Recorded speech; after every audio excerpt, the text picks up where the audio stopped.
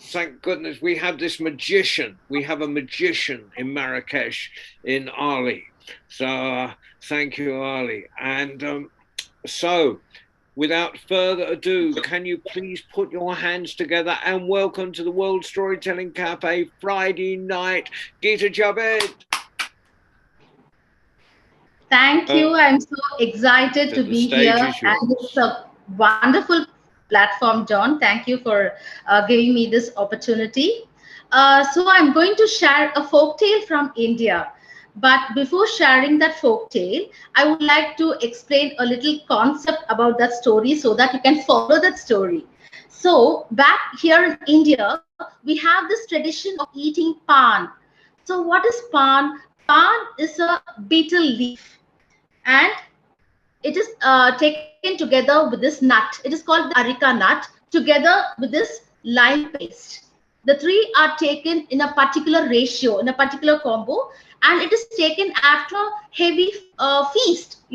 After a gathering, after a wedding feast or festival, the family and friends, they sit around together as if they're having a tea party and eat this pan, right? And why? Because after a heavy meal, you, especially with this Indian food, it's spicy. You feel all that, for it helps in the digestive, and it helps in some gastronomical problems also. It's so helpful after you have your dinner or lunch, whatever it is. So this is the concept of having this pan, and this story is based on a folk tale of this pan, how this tradition came into being. So let me start the story. Once upon a time, there lived two brothers, Banu and Veer. Unfortunately, they were orphaned at a very young age. Banu was the elder one, and he brought up Veer with all that love and care. Years passed, and Banu he married the beautiful girl called Bharati, and Bharati was equally good. So together, the husband and wife, they brought up Veer as their own son. When Veer was around in his 20s, the king announced, he declared that he wanted the young men to join his army, for he had planned to go on a war with the neighboring kingdom. And so Veer, the name Veer means valor or courage. So he wanted to show to the people that he was not a pampered boy. He wanted to show his valor, courage. So he rushed to his brother and said, brother, I want to join the army. But Banu, he was no mood to listen. But then again, Veer, he kept on telling, no, brother, I want to join the army. I want to join the army. So Banu and his wife Bharati, they had no other choice but to bless Veer, and they bid him goodbye to the battlefield.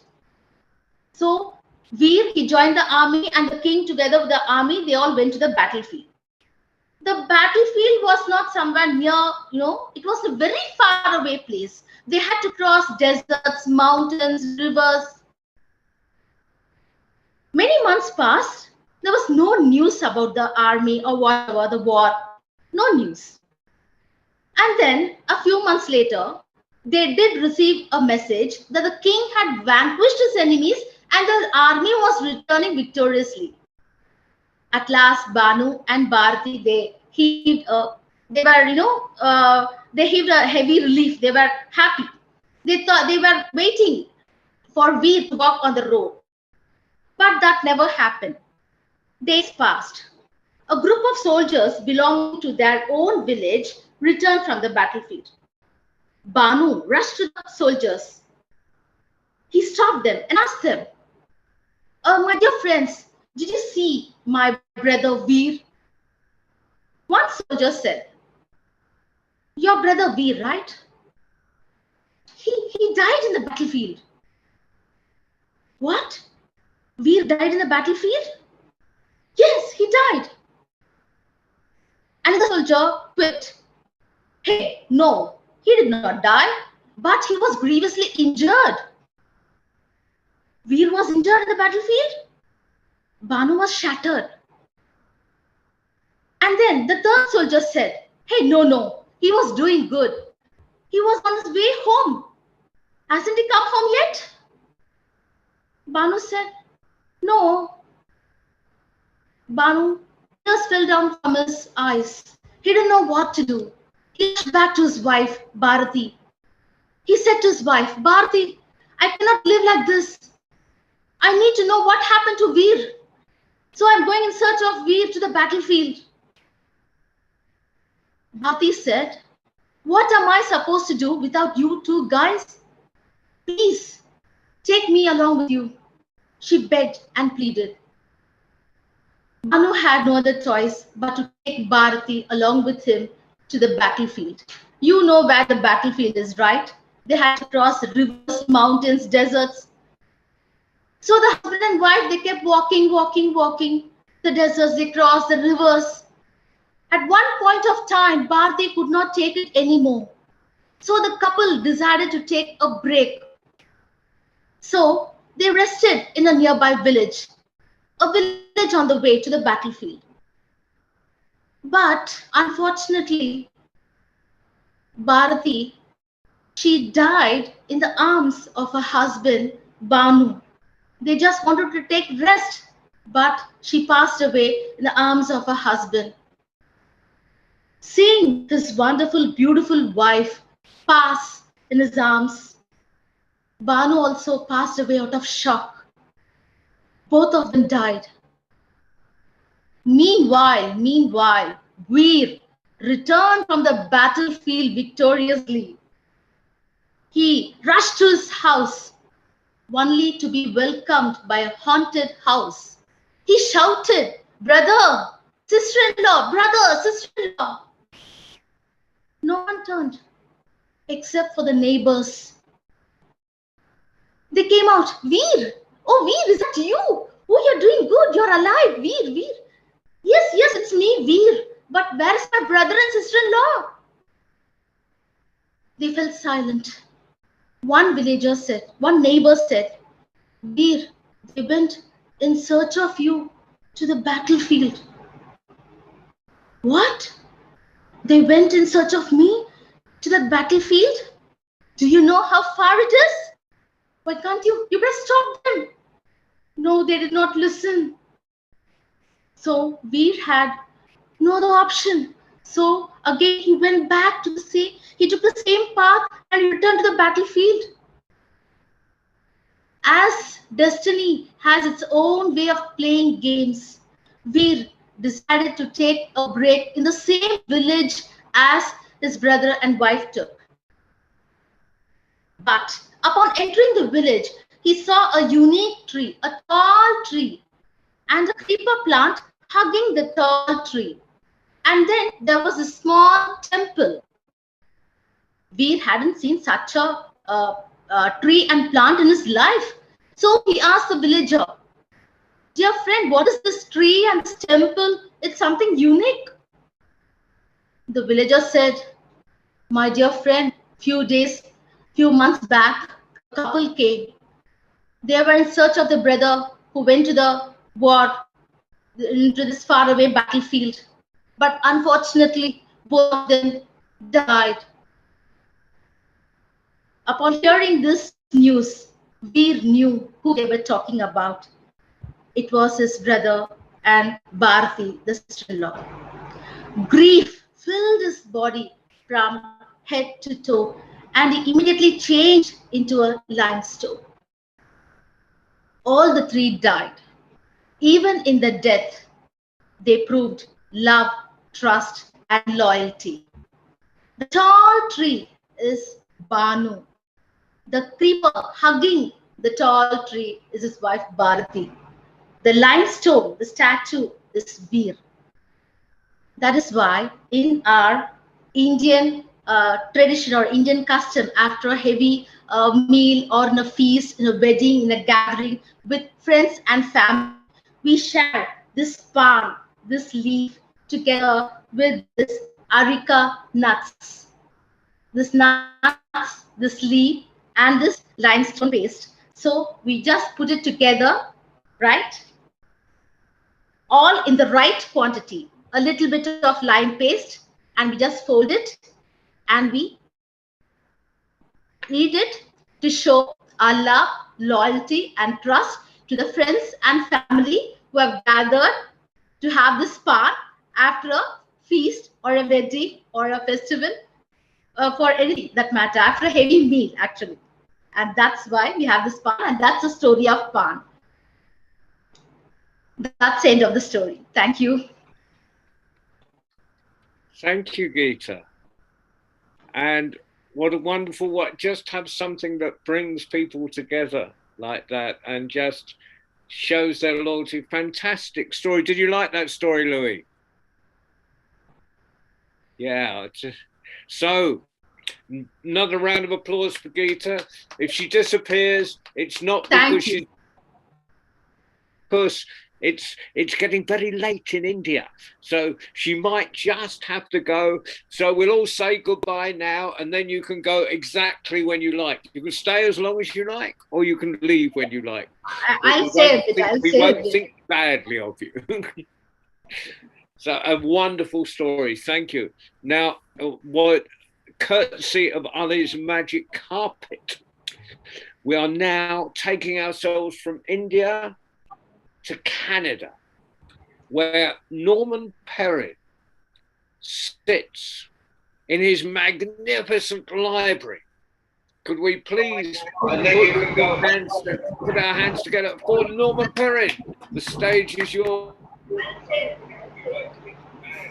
Thank you, And if you can mute, John. This is, Lisa, I've that would be always, yes, I am fantastic. standing in the middle of the four winds, which is what I call my library.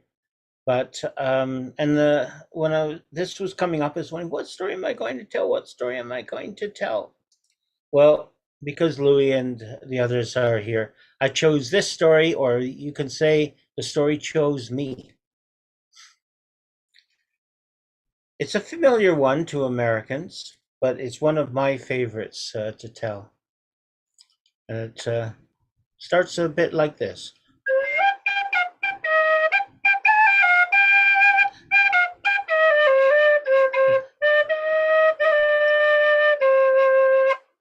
Long time ago, before my time and before your time, there was a little girl who lived by the edge of the forest with her mother.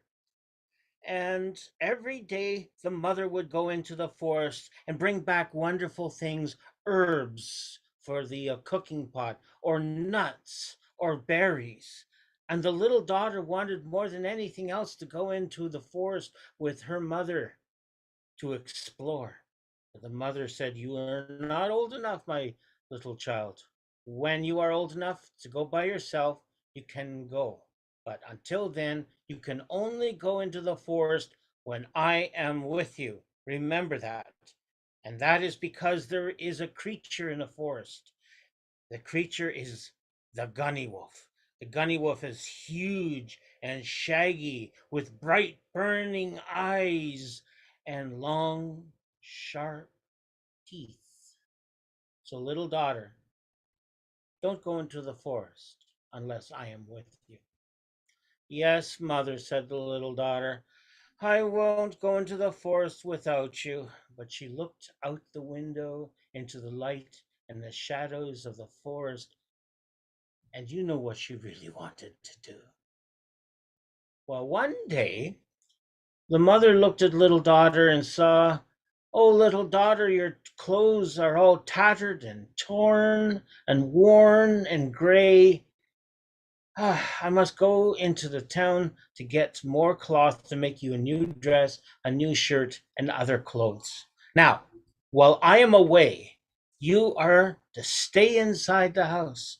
You are not to go into the forest, because that is where the gunny wolf lives," said little daughter. "Yes, mother, I'll stay here.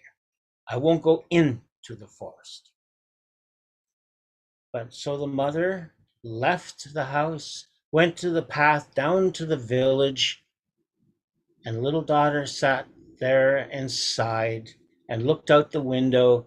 And when she looked out the window, she saw some beautiful blue flowers growing near the forest. And she thought to herself, "Mother works so hard cooking and making clothes for me that I think I would like to get her some flowers to say thank you when she comes back. And those flowers are near the forest. They are not in the forest, right? So I can go and pick some." And she went and started picking those beautiful blue flowers. And it can be any blue flower that is your favorite flower. And she began to pick them one by one, singing her song to herself. Kumquat kiwa, kumquat kihimo. Oh, she stopped, and she saw there, growing on the edge of the forest, a beautiful yellow flower. And the yellow flowers were on the edge of the forest. And she thought to herself, those flowers are growing on the edge of the forest. And the edge of the forest is not in the forest. I can go and pick some of those too. I think that little girl should be a lawyer when she grows up. And so she began to pick flowers, those beautiful yellow flowers, one by one, singing her song. Kumquat kiwa, kumquat kihimo. Oh, she stopped.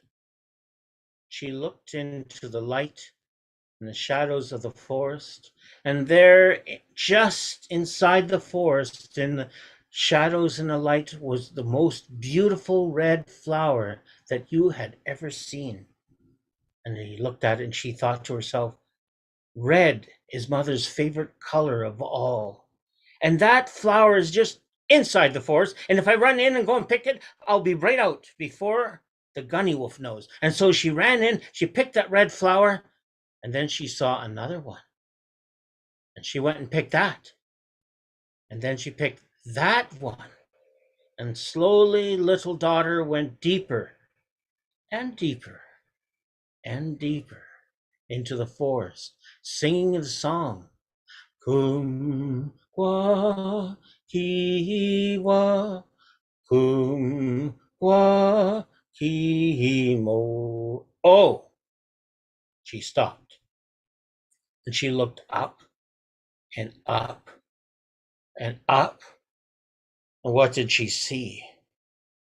It was a tall, shaggy furred, big eared, burning eyes with sharp teeth. It was the gunny wolf. And the gunny wolf looked at the little girl and said, "Little daughter, what are you doing in my forest?" And she said, "Nothing. I was just picking flowers and singing." "Oh, that beautiful song," said the gunny wolf. "Sing it for me." And she began to sing the song. Kumquat kiwa, kumquat kihimo. And those bright burning eyes of the gunny wolf began to blink, and they shut, and the big shaggy head began to nod, and the gunny wolf fell asleep on the forest floor. Thump! And gunny wolf's snores filled the forest. Grr, grr. And so she went tiptoeing past the big shaggy head, and she went pit-to-pat, pit-to-pat, pit-to-pat, pit-a-pat, pit-a-pat, pit-a-pat, pit-a-pat, pit. And behind her she heard hunker-chaw, hunker-chaw, hunker-chaw. It was the gunny wolf, and the gunny wolf stopped her right at the edge of the forest.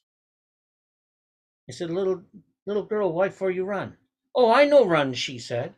"Oh," said the gunny wolf, "well then sing that goodly song for me."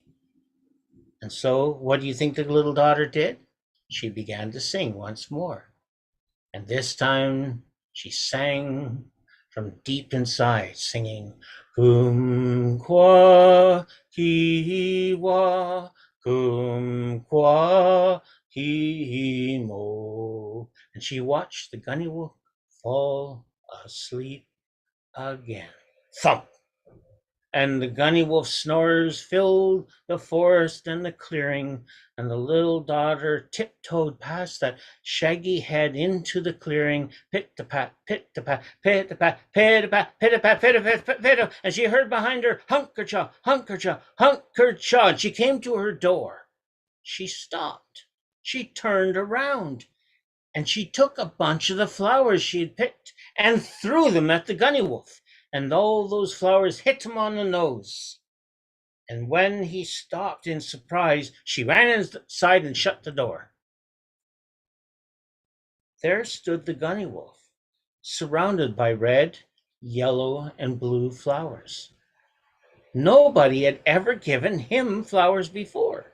So he gathered them up in his big shaggy paws and went into the forest, and he gave them to his mother, because even gunny wolves have mothers. And meanwhile, little daughter stayed inside the house all the rest of the day until the mother came back with bolts of red, yellow, and blue cloth. She put the cloth down and she said, "Little daughter, did anything happen while I was away?" "Oh, nothing really," said little daughter. "I picked some flowers." And the mother said, "Well, thank you." And she took the flowers, she put them into a vase. And then she made dinner. And after dinner, it was time for a bath. And after bath, it was time for a bed. And little daughter jumped into the bed, pulled the blankets underneath her chin, and with bright, shining eyes, she turned towards her mother and she said, "Oh, mother, mother, sing me that beautiful, goodly song that you sing to me every night." And the mother smiled, and with love she sang, "Kumquat kiwa, kumquat kimo." And soon little daughter was fast asleep. And she didn't snore at all. And as she slept, she dreamt. She dreamt that she was in the forest, and she was with the gunny wolf, and she and the gunny wolf were dancing in the light and the shadows of the forest.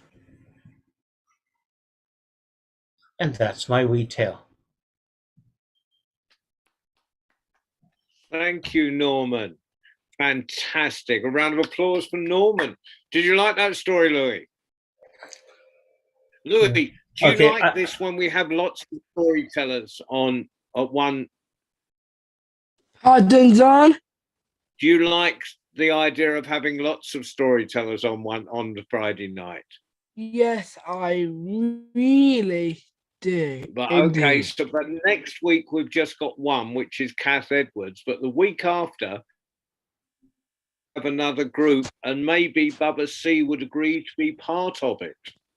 We don't want to put it. Oh, okay. So we know you like Bubba C. Okay, now another round of applause for Norman Perrin in Canada. Fantastic. Now we're going to get on Ali's magic carpet, and we're going to come back across the Atlantic. We're going to come to England. We're coming into land up on the Hertfordshire Essex border near Bishop Stortford, I think, and then Janina Vigurs, who seems to have developed two heads. Now, which head is speaking? Well, one head is speaking, the other head is eating ice cream, and I would quite like to be the head eating ice cream at the moment, please. No, I'm not going to be allowed to. Sorry. Well, oh my goodness me, Norman, thank you from the deepest part of my heart for that story. I have heard it before, but it's so beautiful to hear it from other tellers, because everybody tells stories differently, and that was beautiful. And it got me right there, because we've all been there, haven't we? We've all been little daughter when we've all done something that maybe we shouldn't have done. And you are little daughter. I never did.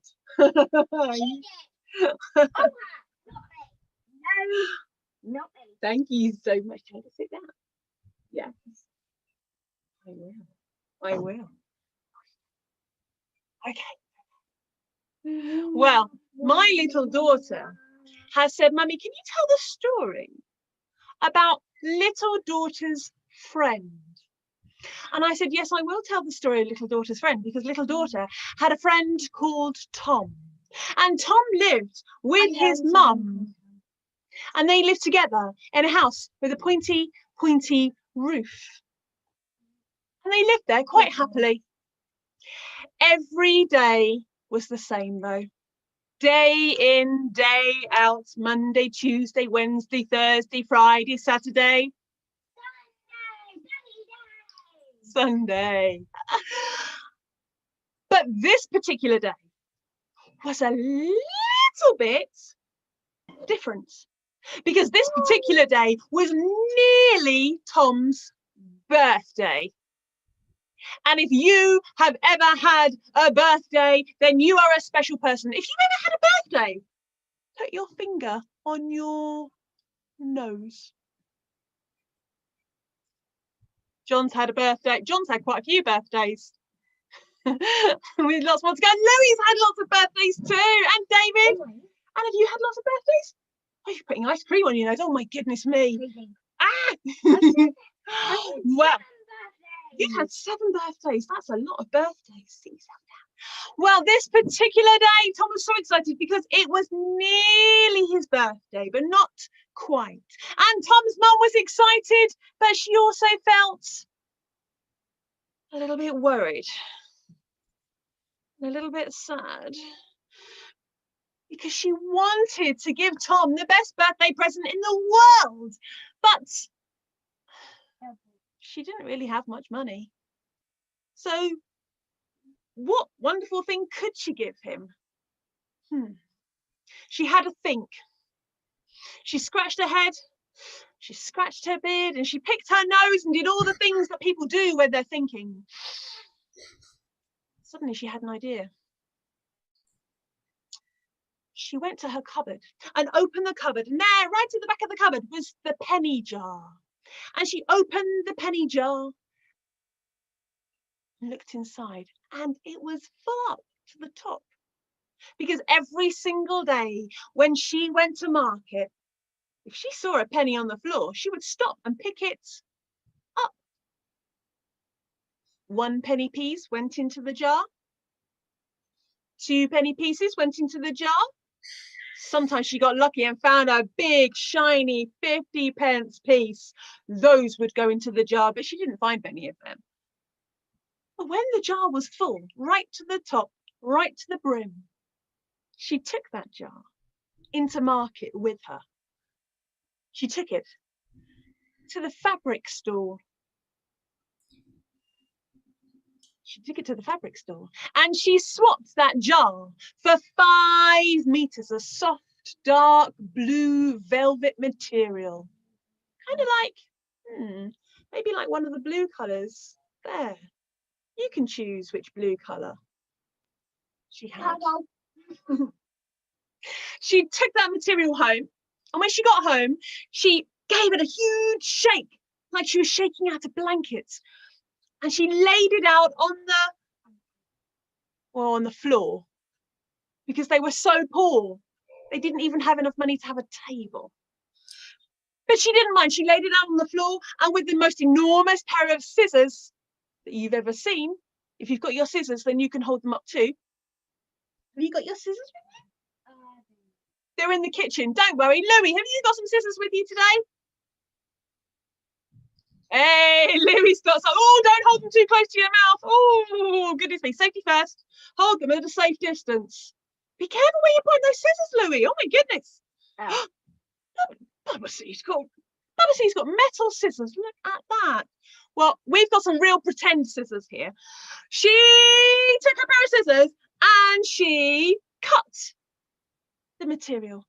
And she snipped the material. She took one piece of fabric and laid it on top of another. And then with a needle and thread, if you have a needle and thread, you can join in too. She sewed it.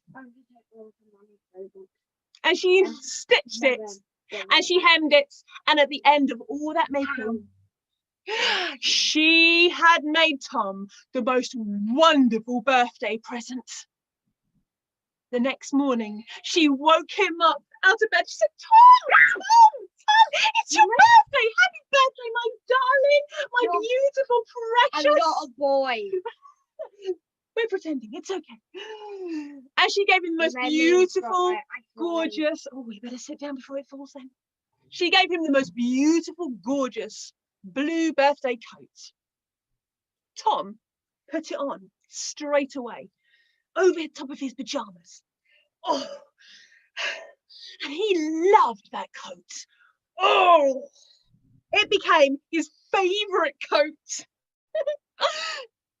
It was his only coat. But he loved that coat so much that he wore it outside to play every single day, even on the days where he was playing with little daughter near to the edge of the forest. He loved it so much he wore it outside to play in the sun. He loved it so much he wore it outside to play in the rain. He loved it so much he wore it outside to play in the wind. And he loved it so much he even wore it outside to play in the snow. Until one day,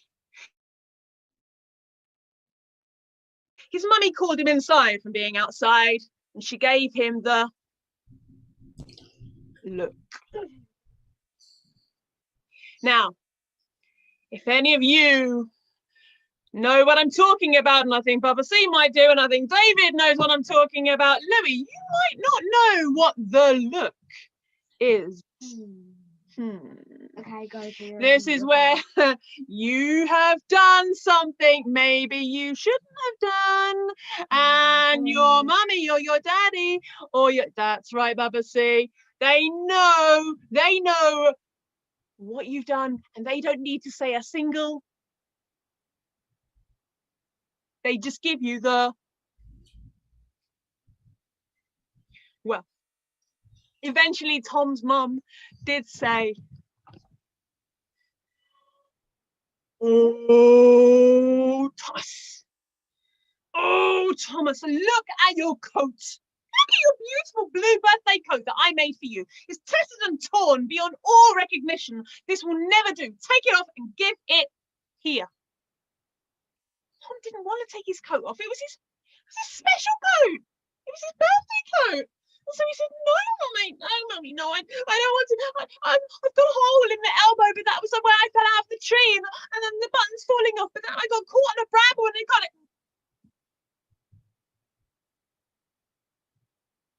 Said his mummy. So he knew what he had to do. So he unbuttoned his coat and he took it off and he gave it to his mum. And he went outside to play. Tom's mummy took that coat. She laid it out on the floor as flat as she could. And with the most enormous pair of scissors that you've ever seen, you do, she cut it. She cut the coat and she snipped it. She took one piece of material and laid it on top of another, and she sewed it, stitched it, hemmed it, and at the end of all that making, she had made Tom the most wonderful, beautiful blue waistcoat. A waistcoat, if you don't know, is just a bit like a coat, but with the arms cut off. They look very smart. Tom loved his waistcoat. Oh, that was his favourite waistcoat. He loved it so much he wore it outside to play every single day. He loved it so much he wore it outside to play in the sun. He loved it so much he wore it outside to play in the rain. He loved it so much he wore it outside to play in the wind. He loved it so much he even wore it outside to play in the snow. Oh, Louis, that's right. Weddings. Boring. You can wear waistcoats to weddings. That's right. They're very boring. And if Tom ever got invited to a wedding, it was okay because he had his smart blue waistcoat. Yeah. You're a fancy chicken. Fancy poopy chicken wedding. I love that waistcoat so much. But one day his mummy called him inside from being outside and she gave him the... She said, "Oh, Thomas, come here right now. Look at what you've done to that beautiful blue waistcoat I've made you. It's tattered and torn beyond all recognition. This will never do. Take it off and give it here." Tom said, Oh, I don't. Oh, it's my favourite one. I don't want to take it off. It's mine. I don't want to take it. Said his mummy. So he knew what he had to do. So he undid the buttons and he took his waistcoat off and he gave it to his mummy. And he went outside to play. Face. Tom's mum took that with a face just like that. That's right, a face just like that. Tom's mum took that waistcoat, she laid it out on the floor as she could with the most normal person. She cut it and she snipped it and she took one piece of material and laid it on top of another. She sewed it, stitched it, hemmed it, and at the end of all that making, she had made Tom the most wonderful, beautiful blue hat. Oh, this hat was beautiful, and Tom loved that hat so much. It was his favourite hat. It was his only hat, but he loved it so much that he wore it outside to play every single day. And you know what weather he liked to wear it outside to play in. He loved to wear it outside to play in the sun. He loved it so much he wore it outside to play in the rain. He loved it so much he wore it outside to play in the wind. He loved it so much he wore it outside to play in the snow. Until one day his mummy called him inside from being outside and she gave him the She said, "Oh, Thomas, look at that hat, that beautiful blue hat that I made for you. It's touched and torn beyond all recognition. This will never do. Take it off and give it here." I said, "No, mummy, it's my favourite hat."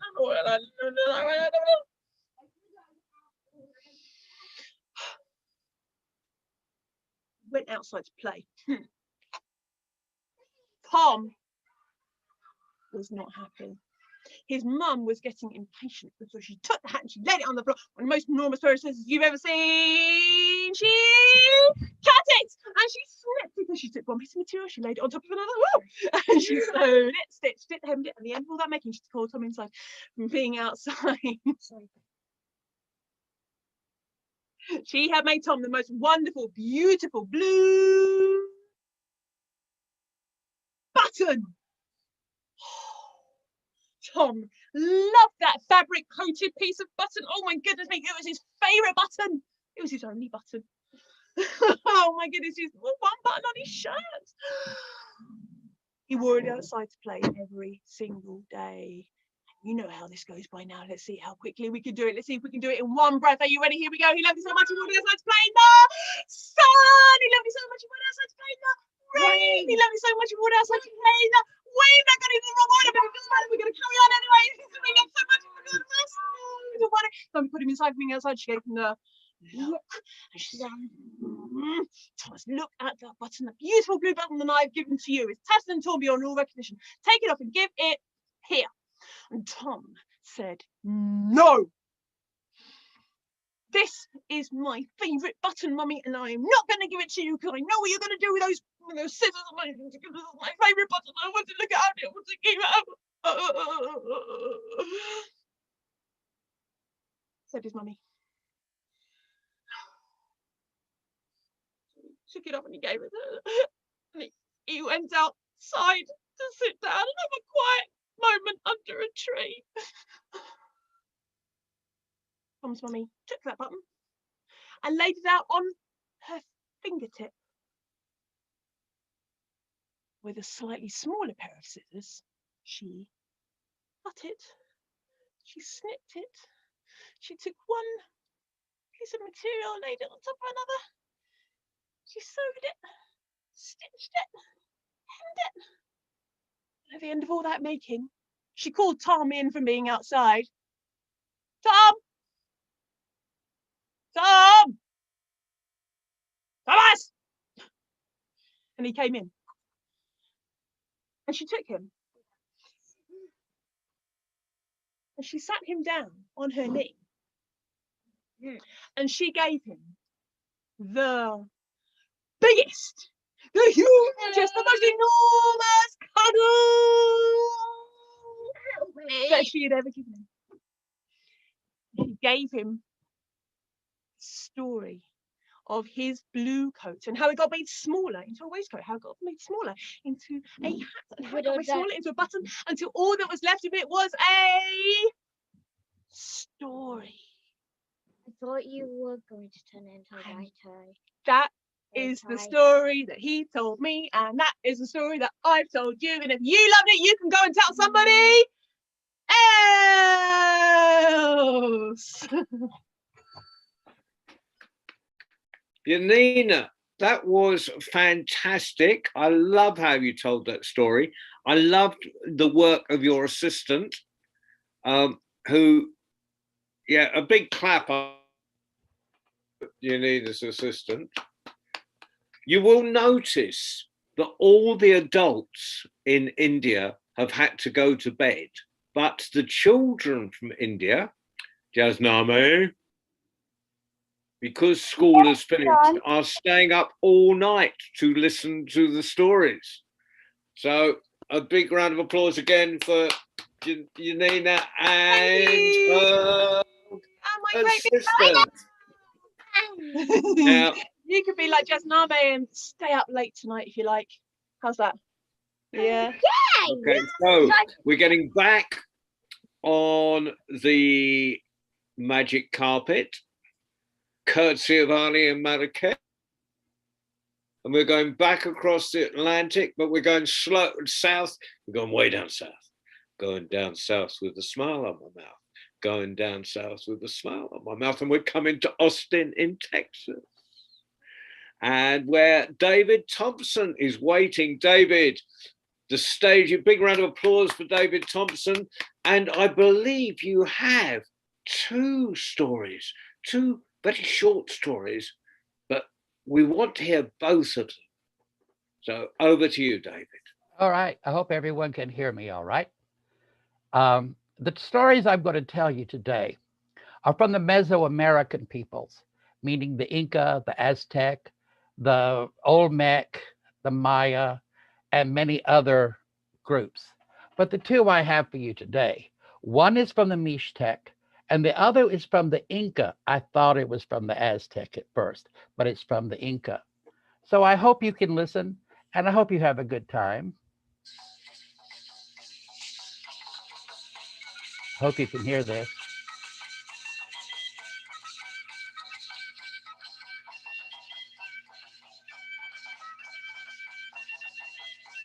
Oh, the bat and the rainbow.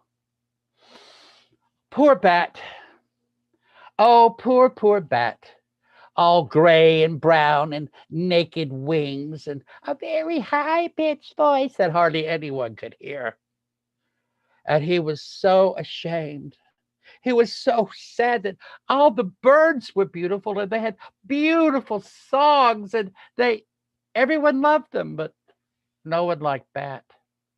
So what did Bat do? Bat flew up, up, up, up, up, and approached Creator and told Creator, I'm so embarrassed. I don't have any feathers and I'm naked and everyone doesn't like me and I don't have a voice and I don't, you know the type. So Creator thought and said, okay, I will make you a cape of the feathers of all the birds. So he took the red from the throat of the ruby-throated hummingbird. He took the green, the iridescent green from the quetzal birds. He took the red and the yellow and the blue from the toucan. And he took the gray from the eagles and the owls. And he took the white from the egrets. And he wove the most beautiful cloak and cape you had ever seen. And he gave it to Bat and said, try this on. And oh, Bat was so happy. He put the cape on and oh, he was so beautiful. So beautiful. And he thanked Creator. And he flew off over the sky. He did curlicues and dive bombs. And he went to every one of the birds and said, I am more beautiful than you are. And when the birds decided to talk back, he would steal their song. So now Bat had a feather from every bird and every song from every bird. And oh, he was so full of himself. And he flew and he swooped and he swirled. And the other birds, they got tired of this. So they went to Creator and they said, he has stolen our songs. How shall we call to our friends and our mates? How shall we serenade the sunrise? And it says that he's more beautiful than we are. And this is not right. So Creator thought, and he thought, and he said, very well. And Creator caused it to rain. And as Bat was flying and singing with all the songs, the rain began to drop and hit the feathers, and the feathers broke off and fell back to earth. And as Bat turned to yell, the songs were taken back and given to all the birds. So he had only this really high-pitched little voice, and he was all brown and furry. And oh, he was so ashamed. But he had flown across the sky with his cape of feathers. And the people on the ground looked up and they saw for the first time a beautiful arching rainbow. However, as you know, Bat lost the feathers. Bat lost the songs. And he was so ashamed, he flew down into a cave. And there he stays. He only comes out at night, so no one can see him or laugh at him. That's the first story. The second story is from the Inca. Now, this is how the armadillo got its shell. And I hope you all know what an armadillo looks like. Very interesting little creatures. They're cute in a naturalist zoological point of way, but still. And they're all over Texas and all over the South. And they're very good too. But this is the story of how armadillo got its shell. Oh, my friends, there was going to be a party at Lake Titicaca, the great lake in the middle. And all the animals were invited. And they were going to wear their best, for that is what they would always wear from now on, because Creator had called the party. Well, Armadillo was thinking, oh, what can I do? How? And he decided to weave himself, oh, the most glorious and beautiful coat, all frilly and whirls and very lacy. So he sat at his loom and he took the waving and he took the threads across and he took the weaving comb, thump, thump, thump, thump, thump, thump, because the weaving comb is what pushes it down to make fabric. So he was one day weaving away, thinking of all the beautiful symbols and all the beautiful decorations in his coat, and how everyone else at the party would exclaim, oh, how beautiful your coat is. When Brother Fox came walking by, good morning, Brother Armadillo. What are you doing? Well, I am weaving a coat for the party. Well, you should know what the party is tonight. What? Brother Fox laughed. Armadillo was in a quandary, and what am I going to do? I've got to wear. Oh, and he went back to his loom. But he was very, very clumsy. And instead of beautiful laciness, it came out looking like huge loops and huge plates and like shields. And, well, it would have to do. At least the neck part, where he was able to do it more time, was all beautiful and lacy. And so Armadillo took his coat and he looked at it and he put it on. and he went to the party at Lake Titicaca. And he walked into the party, and the other animals just looked. And do you see what I see? What is he wearing? Oh my God. Some of them would do that, and some of them would point and laugh. You know how mean creatures can be. Ah, poor armadillo. He was so embarrassed that he left the party and he burrowed down into the ground to hide because he was so ashamed. Ha, like that, armadillo comes out at night. Tlaxek Kamutli.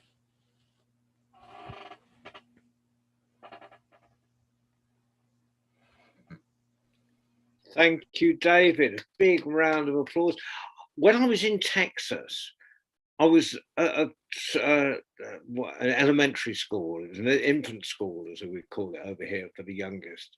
And a 5-year-old gave me an interesting armadillo fact that they can float across rivers.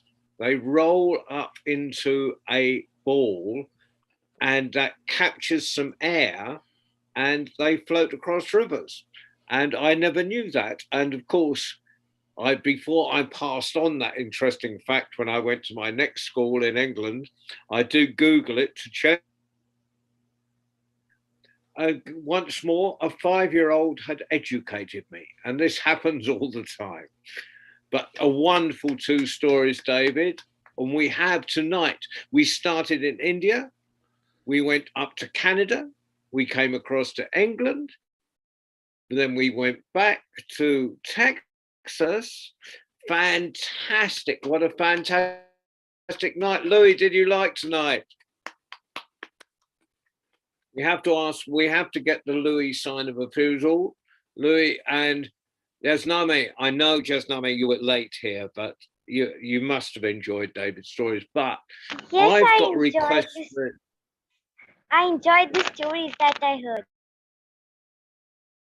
That you heard, and you can get the rest on catch up, can't you? Janina, I've got a request for you. Go ahead. Now, in 2 weeks, because we've hardly seen you for a long, long time. So in 2 weeks' time, when Baba C is on as one of our 3 or 4, would you like to come on with Baba C in 2 weeks' time? Yeah, I love that. So yeah. if we had it as a 2-hander, then with Janina and Baba C, that would make a great night. What do you think, Louis? Yes, John. What are you saying? Well, what do you think it would be a great night if there was Baba C and Janina doing the night together? Yes. Yeah, I thought you would. And yes, Nami, you would like that. So Yes. that's settled then. 2 weeks' time. But for now, next Friday is Kath Edwards. But in the meantime, what day are we on today? We're on Friday. So on Sunday.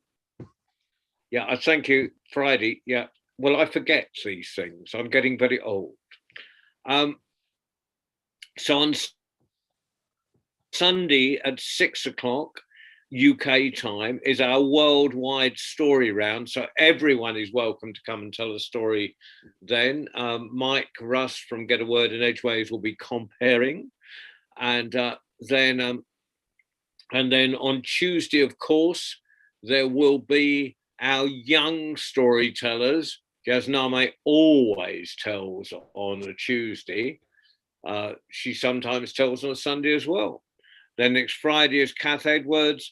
The Sunday after that is Baba C, Solar Story and Baden Prince. So when we're great meet.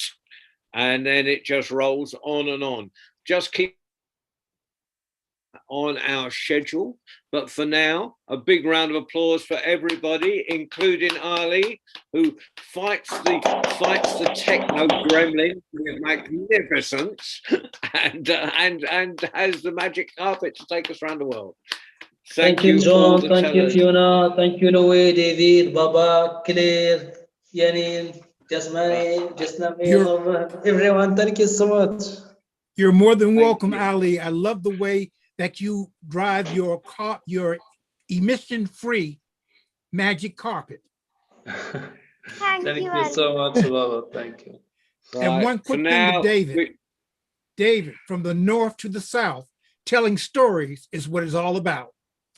Hi. Amen. Right. Good night, Janina, everybody. We'll let Ali get some sleep. Night, guys. We'll let Jasname get some sleep. Bye-bye, Louis. Bye-bye. Bye-bye. Until the next time. Bye. Until the next time. Computer back. Bye-bye.